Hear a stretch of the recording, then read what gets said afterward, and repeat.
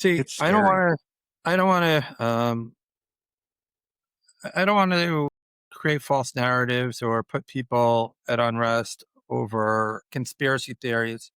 But the things that have come across my table, there's this thing called Arctic frost. I don't know if you're familiar with it. I think the listening audience should look into it because I don't want to create false narratives. But apparently, under the Biden administration, back in they probed anyone that was connected to the FBI, that was connected to probed so many people that were connected to President Trump.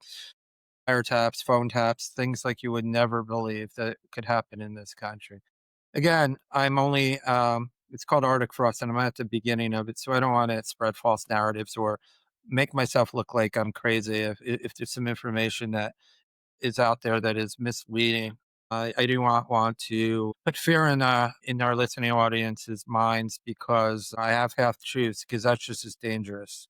But at the same Yeah. time, if we are correct, and I've gotten good sources to say that we are. I mean, it's really scary. It's scary that these judges could sign off. I mean, if you look at how many people were spied upon, congressmen, I remember supporting senators, Senator Hawley as an example, as a prime example, and there's I think 2 dozen more that were spied upon by the Biden administration, and that's out there. That's what we do now. I mean, when we spy on our own people, I mean, this is worse than McCarthyism. This is worse than, everybody is a communist. So therefore, we have the right to do heinous things. I mean, we have a history as a country of doing these things, and unfortunately, you think as time goes on, we wouldn't do it, and things will be back to sanity and back to normal. But this is the new normal. And it scares me that you can't trust the government. Who can you trust? And if you can't trust this country, where are you going to go?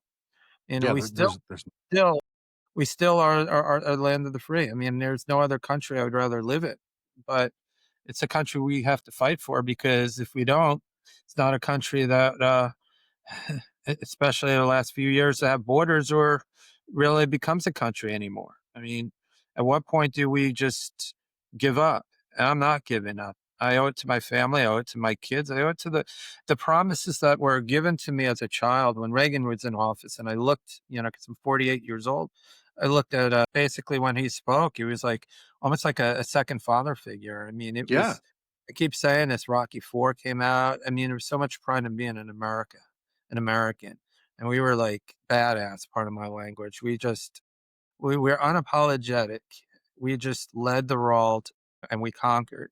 And now everything we do, we have to apologize because there's people in the media, in politics, and in society that want to guilt us for exceptionalism. And it's crazy.